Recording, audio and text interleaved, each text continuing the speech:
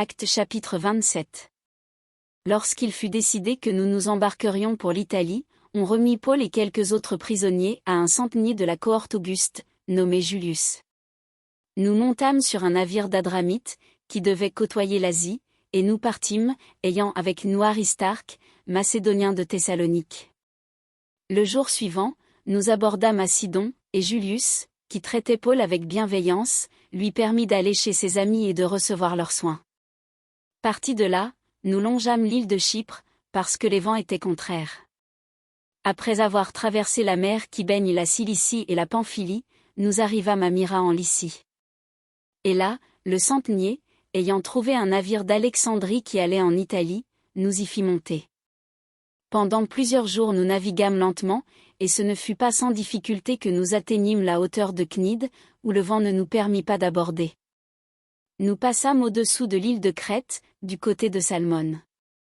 Nous la côtoyâmes avec peine, et nous arrivâmes à un lieu nommé Beauport, près duquel était la ville de Lasée. Un temps assez long s'était écoulé, et la navigation devenait dangereuse, car l'époque même du jeûne était déjà passée. C'est pourquoi Paul avertit les autres, en disant, « Ô homme, je vois que la navigation ne se fera pas sans péril et sans beaucoup de dommages, non seulement pour la cargaison et pour le navire, mais encore pour nos personnes. » Le centenier écouta le pilote et le patron du navire plutôt que les paroles de Paul. Et comme le port n'était pas bon pour hiverner, la plupart furent d'avis de le quitter pour tâcher d'atteindre Phénix, port de Crète qui regarde le sud-ouest et le nord-ouest, afin d'y passer l'hiver.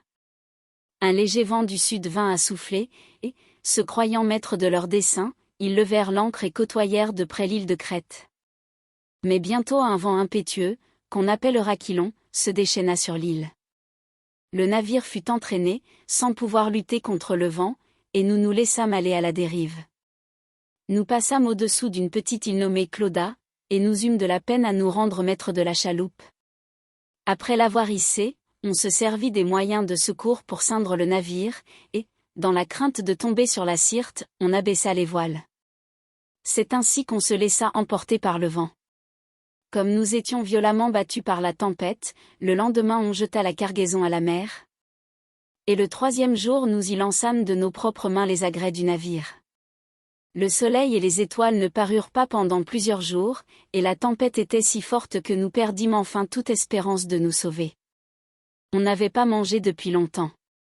Alors Paul, se tenant au milieu d'eux, leur dit, « Ô hommes, il fallait m'écouter et ne pas partir de Crète, afin d'éviter ce péril et ce dommage.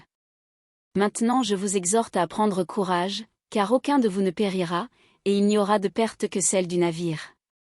Un ange du Dieu à qui j'appartiens et que je sers m'est apparu cette nuit. Et m'a dit, Paul, ne crains point, il faut que tu comparaisses devant César, et voici, Dieu t'a donné tous ceux qui naviguent avec toi. C'est pourquoi, ô homme, rassurez-vous, car j'ai cette confiance en Dieu qu'il en sera comme il m'a été dit. Mais nous devons échouer sur une île. La 14e nuit, tandis que nous étions ballottés sur l'Adriatique, les matelots, vers le milieu de la nuit, soupçonnèrent qu'on approchait de quelque terre. Ayant jeté la sonde, ils trouvèrent 20 brasses, un peu plus loin, ils la jetèrent de nouveau, et trouvèrent 15 brasses. Dans la crainte de heurter contre des écueils, ils jetèrent 4 ancres de la poupe, et attendirent le jour avec impatience. Mais, comme les matelots cherchaient à s'échapper du navire, et mettaient la chaloupe à la mer sous prétexte de jeter les ancres de la proue, Paul dit aux centeniers et aux soldats, « Si ces hommes ne restent pas dans le navire, vous ne pouvez être sauvés. » Alors les soldats coupèrent les cordes de la chaloupe, et la laissèrent tomber. Avant que le jour parût, Paul exhorta tout le monde à prendre de la nourriture, disant, « C'est aujourd'hui le 14e jour que vous êtes dans l'attente et que vous persistez à vous abstenir de manger.